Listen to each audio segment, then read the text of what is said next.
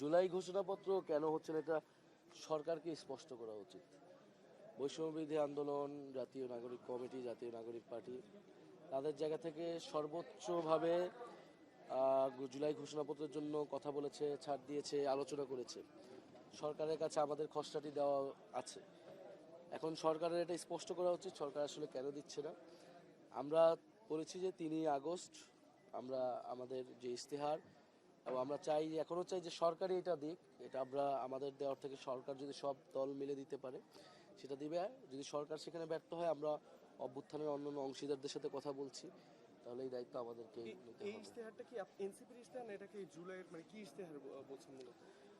আমরা যে বলছি 3রা আগস্টের ইশতেহার। যে 3রা আগস্ট এনসিপি তো এনসিপির ইশতেহার দেবে, কিন্তু জুলাই ঘোষণাপত্র আমরা সরকারের কাছ থেকে এই সময়ের মধ্যে পেতে চাচ্ছি, এবং এটা সকল অংশীদারদেরকে সাথে নিয়েই যাতে জুলাই ঘোষণাপত্রটা জারি করা হয়। ধন্যবাদ।